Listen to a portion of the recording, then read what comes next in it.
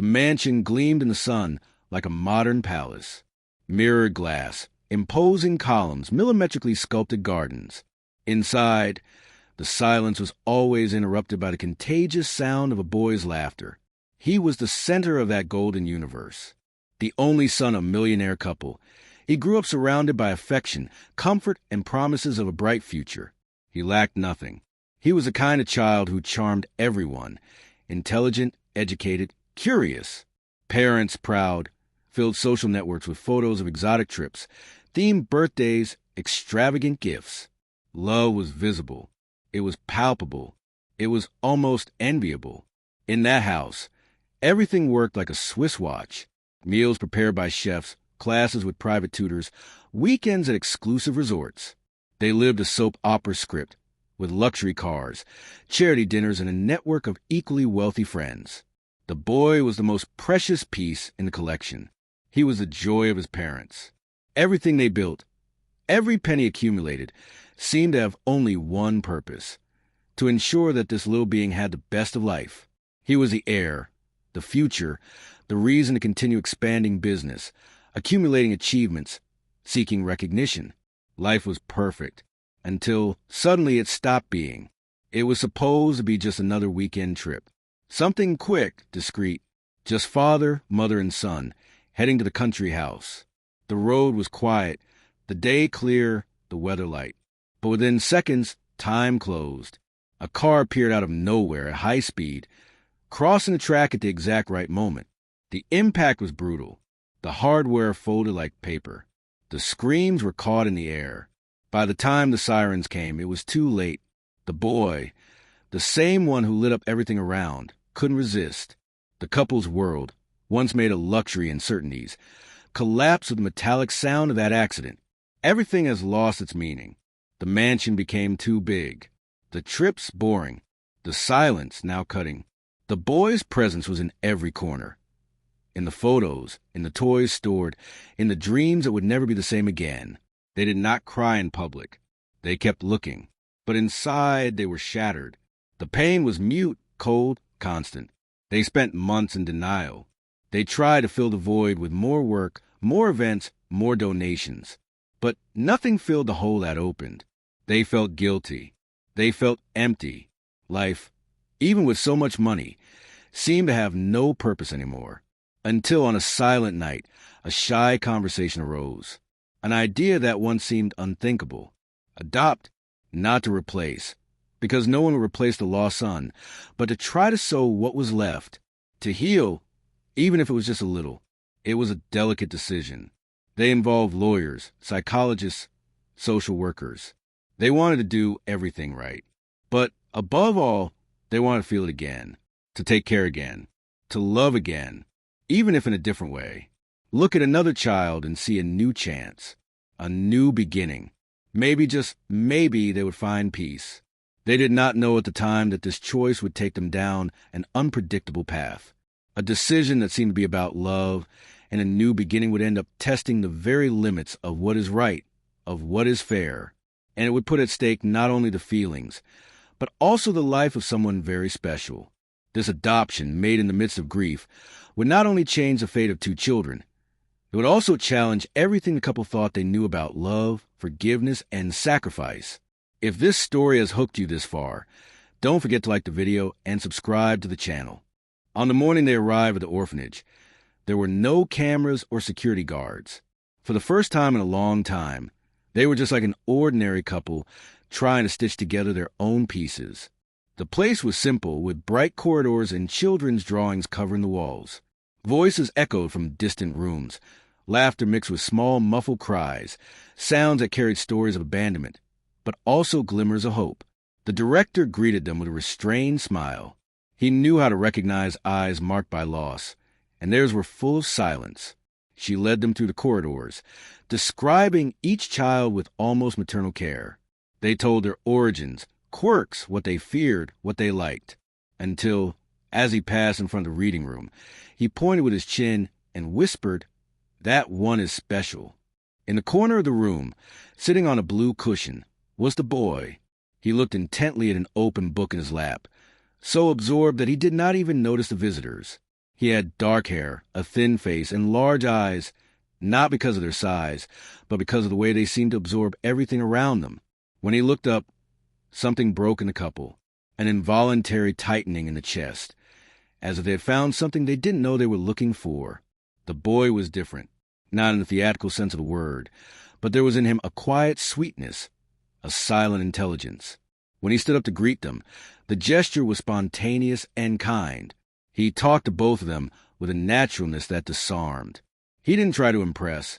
He just was. And that was enough for the couple, without exchanging words, to know they wanted that boy. But the director hesitated before continuing. He paused for a long time, as if pondering whether he should go on. Then he said, "He has a sister." And everything seemed to change tone. He explained that the two were abandoned together, that they had always been side by side. She said that the girl was reserved, protective, always put her brother first. That even though she was little, she was the one who made him sleep when he was afraid. They were inseparable. The girl was called. She appeared a few minutes later, in a simple dress and her hair tied in a worn bow. He walked slowly, his eyes lowered, almost without taking up space. When he saw his brother, he smiled faintly and ran to him. She held his hand as one who holds the world itself. It was a pure gesture, but in the couple's eyes there was discomfort. They did not see sweetness. They saw obstacles. They didn't see partnership. They saw weight. The principal tried to intercede, spoke of the bond between them, of the pain that the separation would cause. But the couple was already looking at each other with doubt. The woman murmured that her sister's presence could make it difficult for the boy to adapt. The man nodded cautiously. The girl was not like him. It wasn't charming. It wasn't special. It was common. And common at that time, it was not useful. The decision was made coldly, disguised by polite words and forced smiles. They signed the documents, stamped papers, and everything happened too fast. The boy, confused, was still holding his sister's hand when the social worker pulled him gently. The girl, when she realized, tried to stop her. She pulled his arm, screamed, cried, but it was too late. Her brother was put in the car, and she stood there, not understanding why they were being separated. She ran after the vehicle, barefoot, sobbing. He hit the rear window. He shouted his name. The boy looked out the window, teary-eyed, his hands flat on the glass, not knowing what to do, until the gate of the orphanage closed, and everything fell silent. The dust rose from the dirt road, and the girl stood there until the car disappeared completely. In the new house, the boy got a room just for him. New clothes, expensive toys, all the good and the best. His adoptive parents made an effort to distract him. They took him places, told happy stories, organized perfect weekends. He smiled, thanked, did what they expected. But at night, when the lights went out, the eyes were open. He thought of his sister, on her face, on the hand that held his, on the mute promise to never be separated. Over time, he stopped asking. He kept everything in a distant part of his memory. He learned to respond to expectations, to adapt to his new life. He became an exemplary boy, praised by his teachers, admired by his neighbors. He was gentle, articulate, obedient.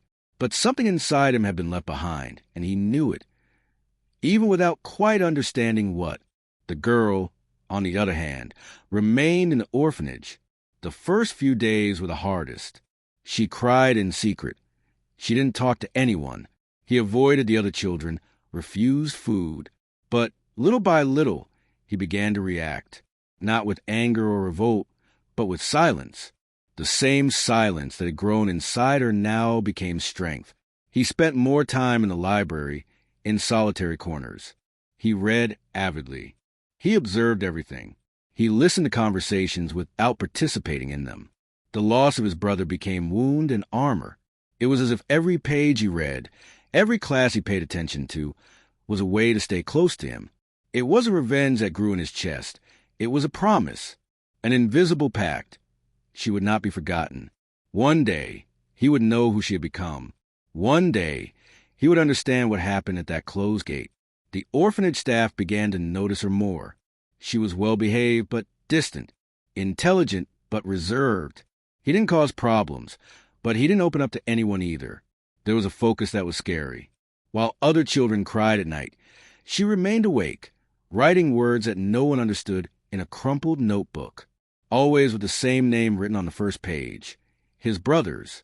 The memories of when they were together were what she protected the most. He kept small objects, a pebble they had found together, an old button he had given her.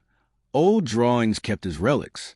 He knew he couldn't trust anyone to bring his brother back, so he didn't wait any longer for rescues, only for time.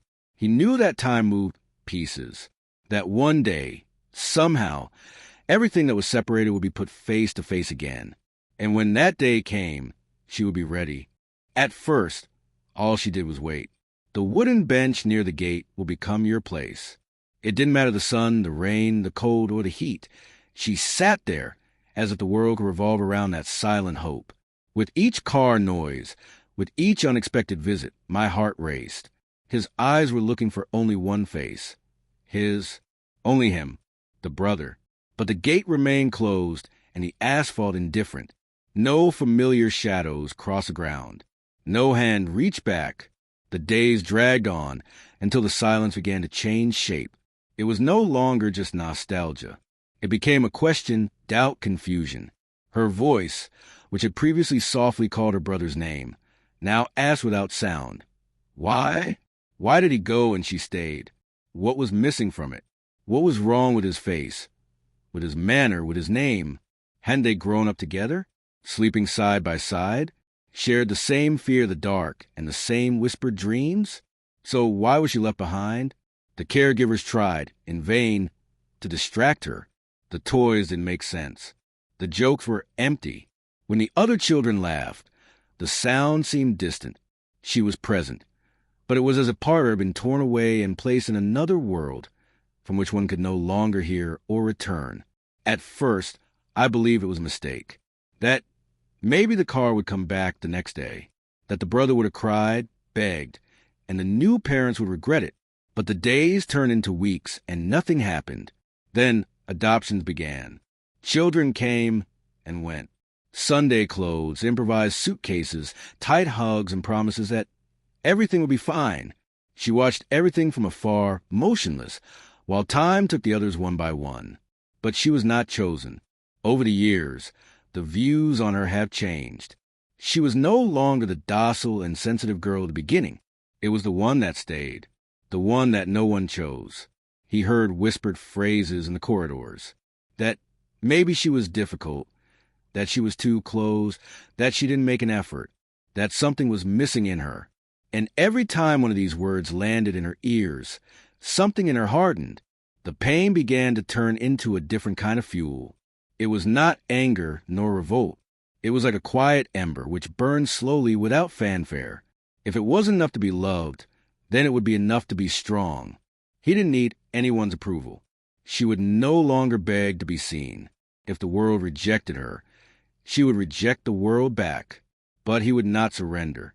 With this thought, he started to get up earlier, to read more, to observe more, to listen without interrupting. He learned to understand adults even before they spoke. I studied the behavior of caregivers, volunteers, and new adopters. He knew when a child would be chosen, even before the visit ended. She knew when an adoption wouldn't last. And even so, he remained silent. But inside, it was changing. The girl discovered a new way to survive, building a version of herself that no one else could tear down. He wrote on loose sheets what he felt, even if no one was going to read it. I mentally repeated small daily goals, as if they were mantras. One day, I would be able to understand more than the others. One day, no one would say she was ordinary. One day, your pain would cease to be a burden and become strength. And when that day came, he wouldn't need to prove anything to anyone. It was not vanity. It was a necessity.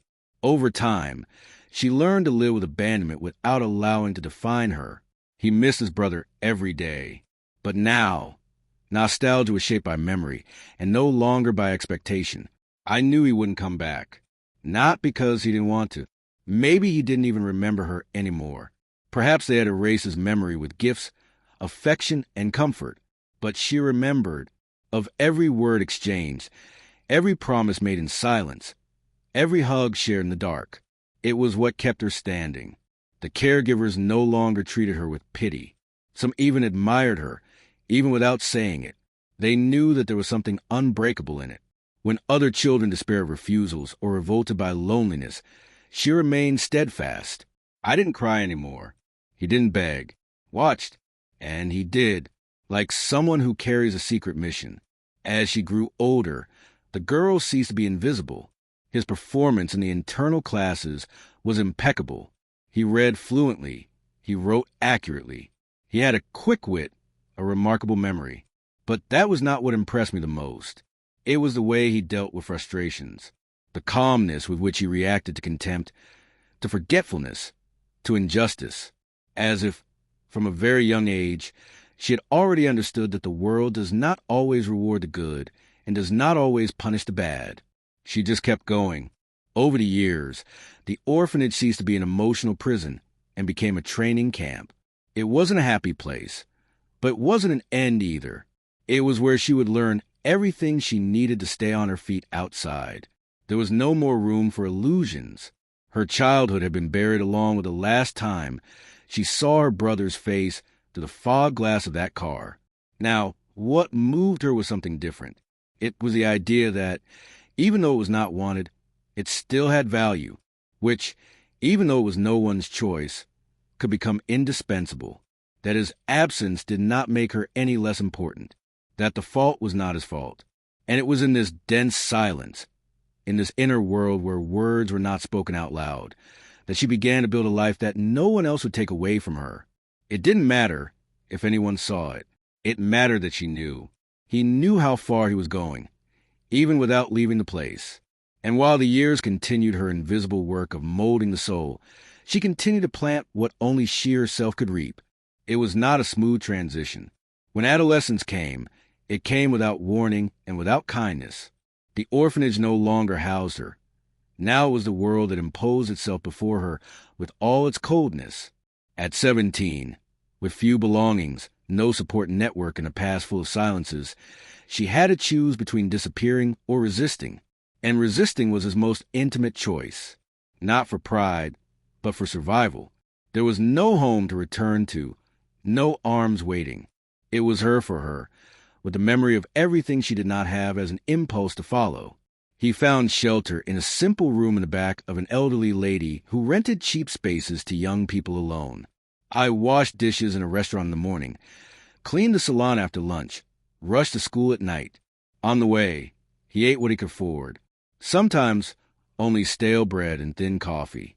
Other times, not even that. Hunger was not new, but on the street it hurt differently. It was accompanied by fear, insecurity, and deep fatigue.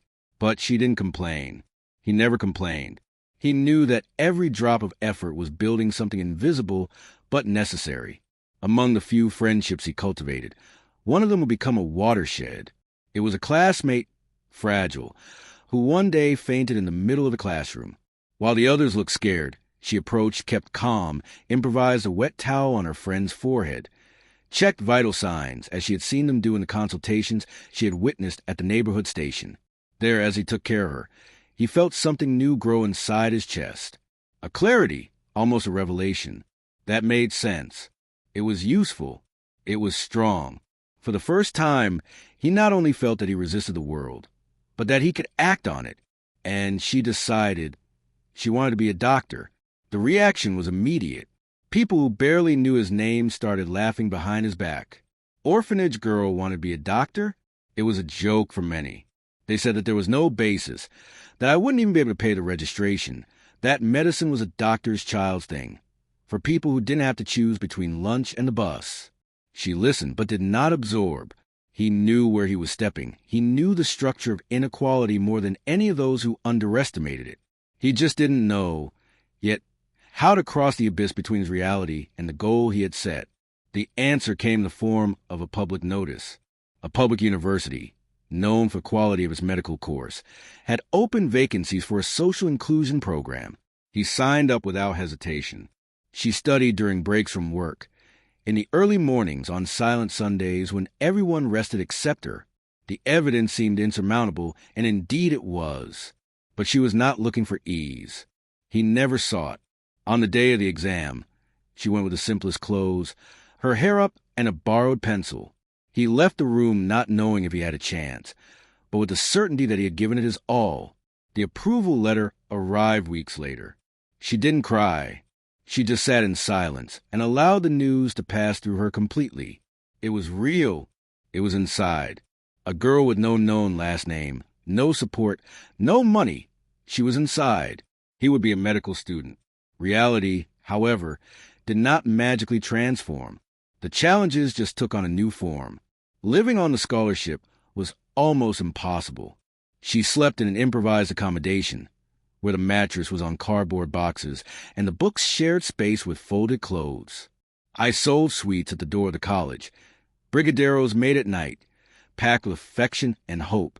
There were days when I barely slept, others when I had to choose between printing a paper or eating a decent meal. Even so, there was no shortage of them.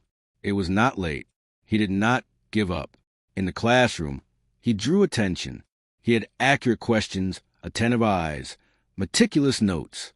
The teacher soon realized that this slight student, with a serene posture, had something different. It wasn't just intelligence. It was a hunger for knowledge, a desire so genuine that it was contagious. She was invited to research groups, assisted in extension projects, became a scholarship holder in a scientific initiation program. She was the last to leave the library, the first to arrive at the laboratory. He had created for himself a disciplined, almost military routine, but without losing his tenderness. She still carried in her eyes the same silent light of childhood, only now firmly behind her.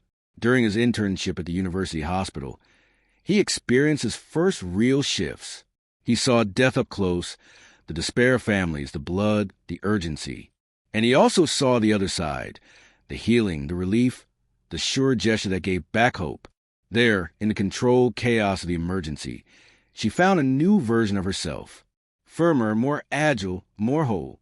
I realized, little by little, that I didn't just want to be a doctor. I wanted to be a surgeon. The choice was bold. The surgical environment was one of the most competitive, demanding, and masculine in medicine.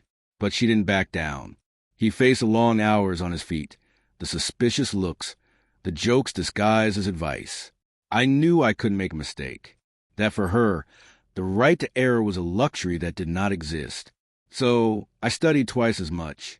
He observed in silence, learned every movement, every protocol, every shortcut, and every danger. His name began to circulate among residents, then among the team leaders. By the end of graduation, it was no longer just a scholarship girl who sold candy at the gate. She was considered one of the brightest students in the class.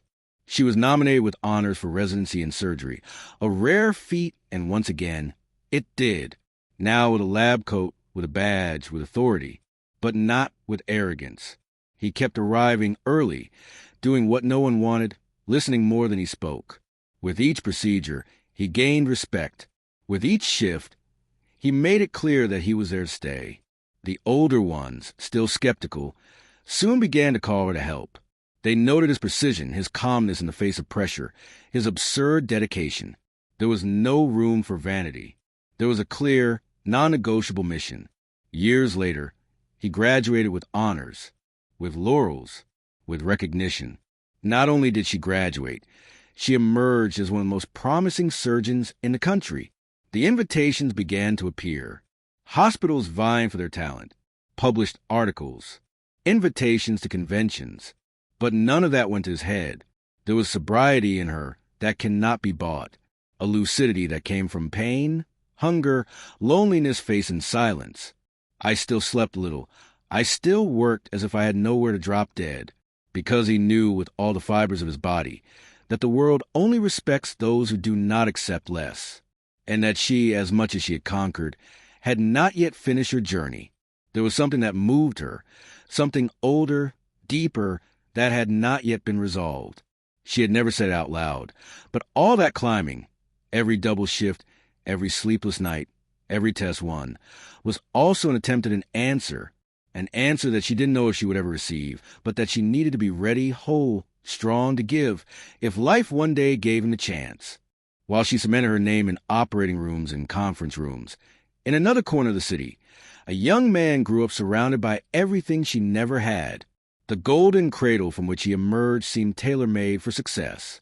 From a young age, he was the center of attention. It had the most expensive toys, the most photographed birthdays, the best private tutors. He studied in schools where tuition fees were higher than the annual income of many families. He learned English before understanding his own language completely. Then came sports, exchanges, luxurious cars when he reached the age of majority. And with all this, a silent certainty. He could do anything. In his early 20s, he was already running a startup with a millionaire valuation. He was a constant presence in the social columns. International travel was routine. Business in Dubai, meetings in Paris, parties in Tulum. The spotlights naturally lit up on him, as if they were part of his skin. He had fame, followers, an apparently invincible future. But inside, something has always bothered him. It was as if a piece was missing, an absence he did not know how to name. Sometimes I thought it was boredom. Others, he told himself that it was just fatigue from the fast pace. But deep down, there was a hole that no success could fill. He could not explain why, in the silent nights, the silence hurt so much. Because relationships always seemed superficial, as if no one could really see him. I had grown up hearing that I was special, that I was born to win, that I was destined for something great. But the truth is that he never understood exactly what that was. His world, as bright as it seemed, was made of reflections and not roots.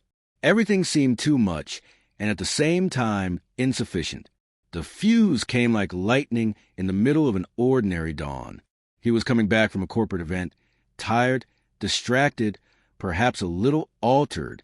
The car, too powerful for the lightness with which it was driven, crossed the intersection at high speed. There was no time for reaction. The impact was brutal. Twisted metal, shattered glass, sirens in the distance.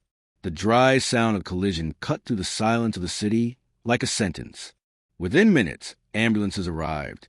The form with his name was filled out in a hurry. The paramedics knew it was a race against time. At the hospital, chaos ensued. Teams mobilized. Specialists were activated. The medical record showed multiple fractures, head trauma, and high risk of internal bleeding. The doctors looked at each other. It was a complicated case, one of the most serious. It required millimetric surgical precision, absolute coolness, and unusual experience. One mistake, and that would be the end. The decision was unanimous. They would call the best, the one that had already saved lives in impossible situations, the one that was known not only for its technique, but for its accurate, almost instinctive intuition. The name came up with respect, Dr. Clara Mendez. She was called in a hurry, still on duty at another hospital. When he received the message, he did not hesitate. He put on his apron, tied his hair, checked his instruments.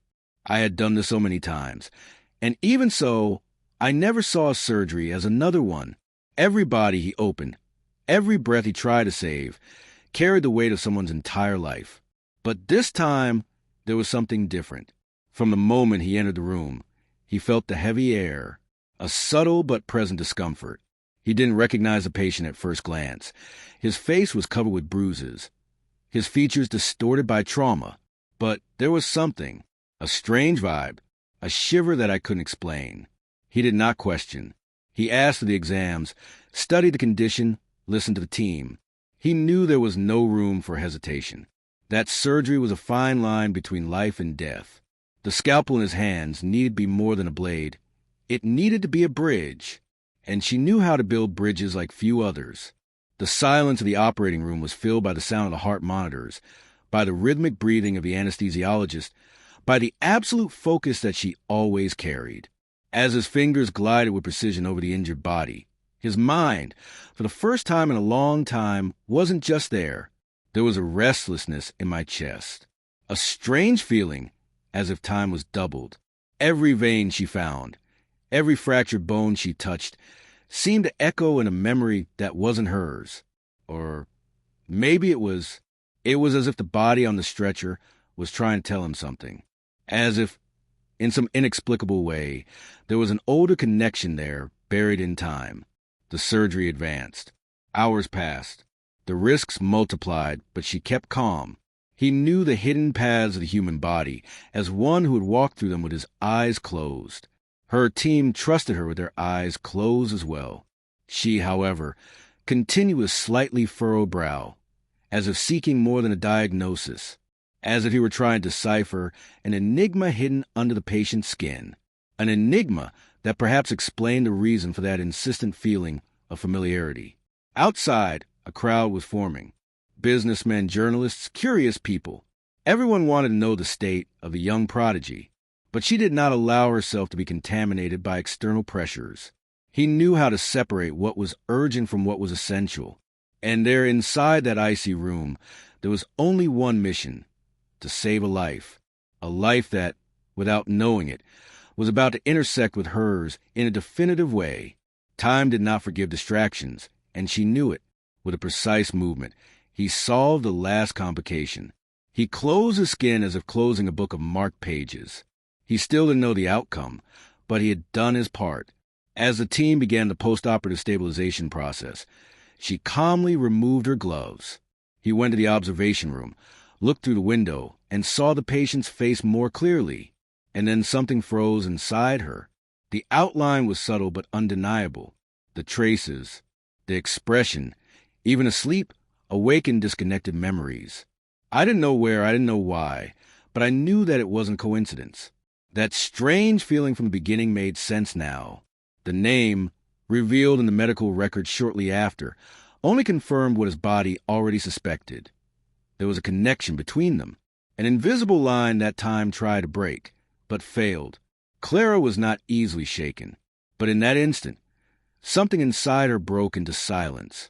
A shattered mirror that reflected pieces of forgotten history, denied, muffled by the layers of a life built in struggle. It was not possible. Or was it?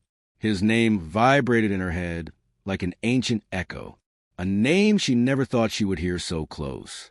Now, she was not just a doctor in front of a patient. She was a woman facing a past about to emerge with full force. He took a deep breath. I needed to stay focused. The postoperative period would be delicate. The risk of complications was high. He was still not out of danger. But she already knew that this meeting was not the end of a clinical case. It was the beginning of something much bigger. Something that could not be ignored. Something that, one way or another, would require answers. She still had the token in her hands when the name jumped before her eyes like a punch from the past. Those few characters, arranged so familiarly, ignited memories she had dug to the nines. For an instant, time broke. The operating room, the cold lights, the monitors beeping, everything seemed to fade, swallowed by a silent wave of memories. It was him, the brother who was once taken from his arms. The boy she saw disappear behind the doors of a luxury car years ago, without understanding why, without knowing that that goodbye would be definitive. And now, there, unconscious and torn apart on a stretcher, was he. His name was there, printed in black ink, without adornments or explanations. No line saying, "That's your lost brother."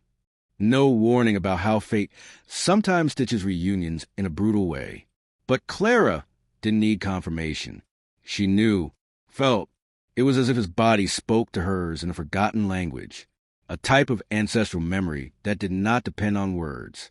A link broken by force, but never erased. Inside, the shock unfolded like a storm. A whirlwind of emotions mixed with the adrenaline of the moment, anger at abandonment, sadness for all the birthdays that had passed without him, missing the little brother she used to protect on cold nights, the stories they told together, the secrets divided into whispers in the dark. And there was also a strange sense of injustice, because she knew that as she struggled through every rung in life, he had grown to the top of the ladder, unaware of the hole that had taken its place.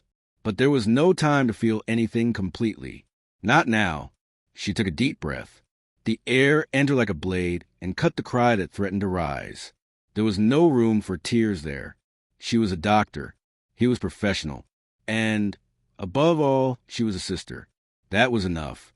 It didn't matter what they had done, How many years had passed? How many bridges had been burned? She couldn't let him die there in front of her without knowing who she was, without having the chance to understand everything that was lost. She stood firm, gloves back in his hands, eyes fixed on the monitor, mind sharp as a scalpel. He needed it, even if he didn't know it yet. While the postoperative period continued, an agitated movement began outside. Two familiar faces from Clara's past appeared in the corridors with hurried steps and desperate expressions. The couple, the ones who had once smiled coldly at her before disappearing with her brother. The same ones who looked at her with pity disguised as superiority, as if their childhood was worth more than hers. Now they were there, older, more tense, but still with that air of control and imposition. When they found out who was in charge of the surgery, the shock was immediate, and the indignation came soon after. Their words echoed through the hospital corridors with arrogance disguised as zeal.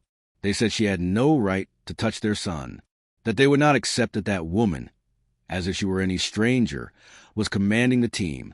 They questioned his authority, his morals, his intention.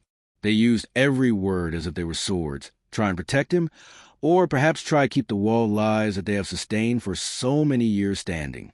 But this time, they were not in front of the silent and frightened girl they once left behind. They were in front of the most respected doctor in that hospital, of the woman who, ironically, was the only one capable of saving the life they claimed to protect. The hospital management listened to the arguments with formality, but did not give in. Decisions that were not made based on family dramas, but on competence. And Clara was irreplaceable. Her medical record spoke for her. Their successful surgeries, the awards received, the impossible cases solved, all of this was the invisible armor that shielded her against any attempt to erase her.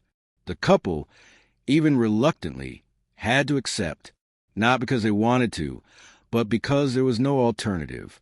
Their son was hanging by a thread, and that woman was the only bridge between him and death. The look that Clara gave the couple was brief, but loaded with layers. He didn't say a word. He didn't have to.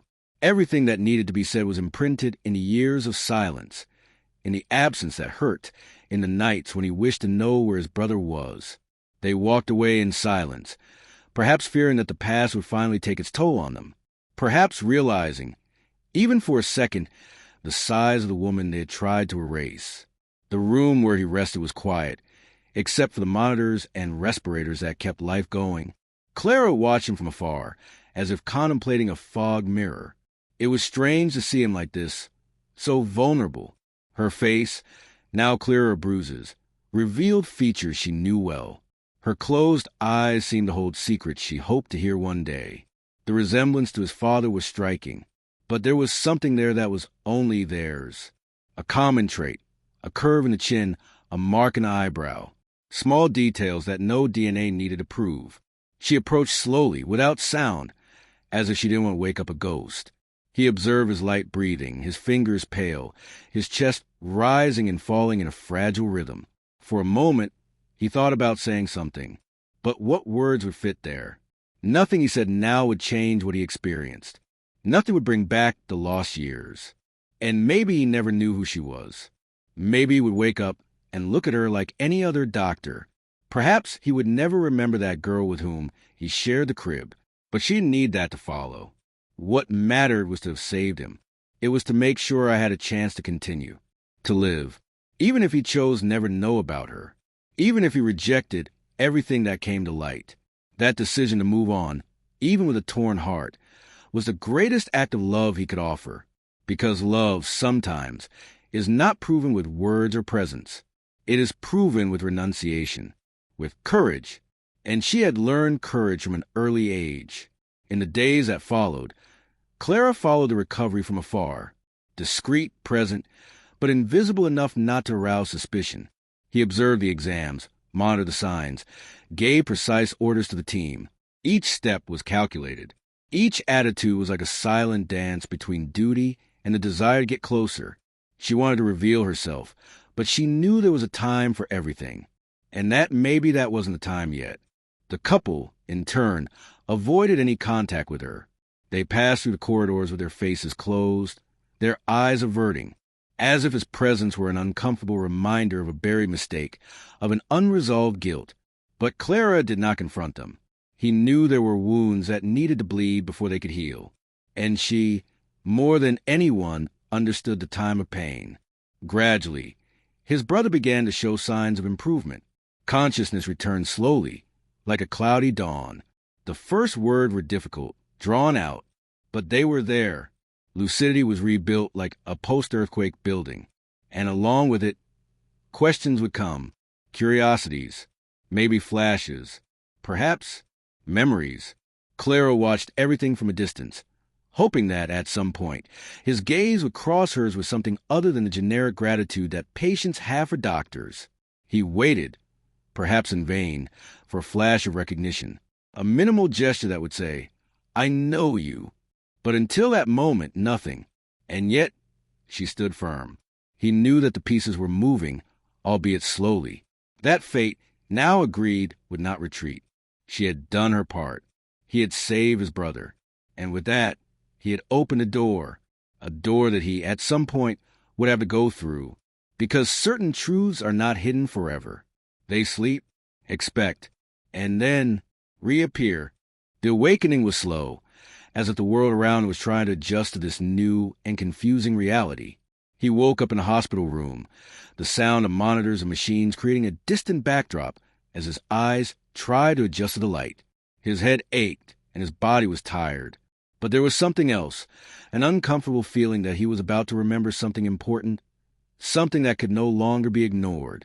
When his eyes met the doctor who had saved him, something inside him shuddered. She was there, watching him with gentle gaze, but at the same time, something in that gaze seemed loaded with an untold story. Do we know each other? The question came out without thinking, more like a reflection than an actual doubt. He felt that, somehow, this woman was not strange, not just for its presence at the critical moment when he was on the verge of death, but something deeper, something connected to the past that he couldn't fully understand.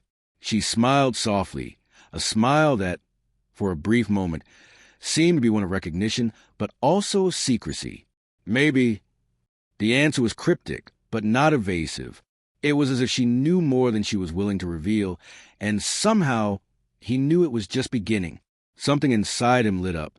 He didn't know what it was, but a sense of familiarity filled the void in his mind.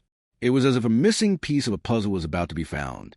As time passed, the fog of anesthesia began to dissipate, and the memories began to return not clearly, but as disjointed flashes. A little girl crying, a gray and gloomy orphanage, faces he couldn't recognize clearly. They were blurred images, as if they were covered by a curtain of fog. But little by little, those memories became clearer. He remembered someone watching over him, someone he had almost forgotten, that silent care, that presence that he felt even without seeing. He didn't know who he was, but he felt deep in his soul that it was important.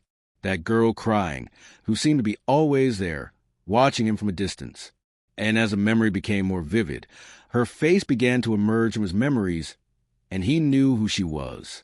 He looked at the doctor once more, and, with his gaze charged with understanding and a growing sense of pain, he asked, calmer now, but still stunned by the revelation that appeared in his mind. It's my sister, isn't it? The question was simple, but loaded with a weight that he still didn't know how to deal with. She didn't answer right away, but something in his eyes confirmed what he already knew, and at the same time, what he never thought was true. The doctor who saved him, was the sister he had lost.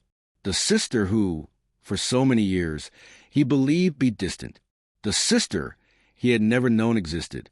The truth came like an overwhelming wave, pulling everything to the bottom, submerging him in a whirlwind of contradictory feelings. His world seemed to fall apart, as if everything he had known up to that point was a big lie. Why didn't anyone tell you? Why, during all those years, no one told you about it? The emptiness he carried, the sense of abandonment that had marked his life in an indelible way, now made sense. She was always there, but she was never mentioned. She was never revealed. He had searched for her in his childhood, in his dreams, but he had never known who those fragmented memories really belonged to. Now he knew.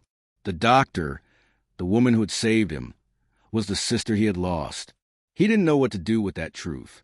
I felt a mixture of anger and confusion, a need to understand why all this had been kept secret for so long. Why did her adoptive parents never talk about her? Why did he spend his whole life not knowing he had a sister? These questions were on his mind, but he knew he couldn't ignore them anymore. He needed answers. The pieces of the puzzle finally fell into place, but the resulting image was painful and difficult to accept. When his adoptive parents arrived at the hospital, the first thing he did was confront them.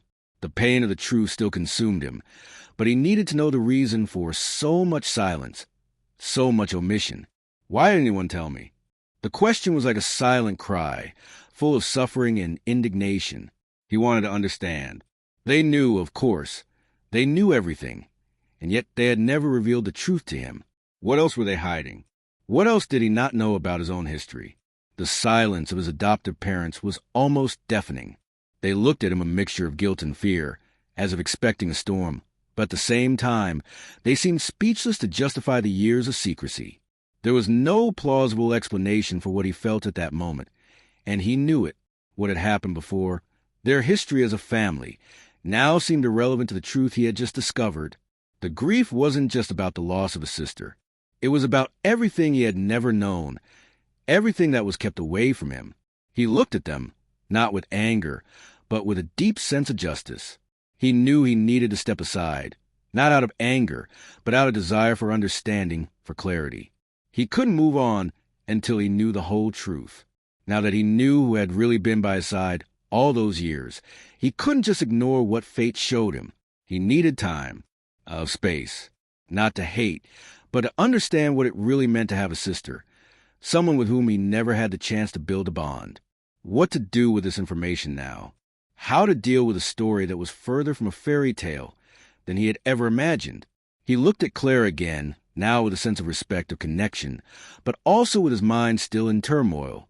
She had been the only constant in his life, even though she was far away, the only one who loved him, who watched him in silence. And now he knew their story was not written with words. It was written in silence, in invisible gestures of care, in the pain that she also carried. He didn't know what the future held, but something inside him, something he couldn't control, told him that this was a story that was just beginning. The truth had emerged, and with it, the need to rewrite the future. The search for his sister was not immediate. After all he discovered, something inside him needed time to rebuild, but the need for repair was there, pulsating inside the chest. It was not just a matter of finding Clara, but of meeting with her. He knew he needed to ask for forgiveness, even though he didn't fully understand the weight of guilt he carried. The pain of discovery was still fresh, but the desire to reconnect with it, to find something that was real and genuine between the two of them, became clearer and clearer. He sought Clara in silence, without haste, without words, only with a conviction that this meeting could not be postponed. When he finally found her, her eyes stared at him with a mixture of emotions that he couldn't decipher right away. She seemed to hesitate, as if she was still processing what had happened. He knew that forgiveness was an important step, but he also knew that pain and confusion were still present for both of them. She looked at him for a long moment, and in that silence he felt the immensity of lost time, of history they never had. He came closer, and the words came effortlessly. "I'm sorry," he said, his voice breaking. Tears began to fall, not only from guilt, but from all that he had experienced without knowing it, and from the pain he now understood she also carried. The pain of loss, separation, silence imposed for years. Clara, with moistened eyes, hesitated, but something changed in his eyes.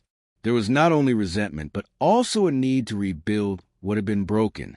And then she hugged him, a long, silent hug, but loaded with a deep meaning. It was as if, in the touch, they were putting back the pieces of what should have been. The years of separation, of silence, of misunderstanding, were beginning to be transformed into something new. Love can't be bought. It doesn't come out of nowhere. It builds itself, piece by piece, even after years of distance. And at that moment, they both realized that it didn't matter how much time had passed. The blood that bound them together had not been erased. The connection that always existed between them never disappeared. It just needed to be rediscovered.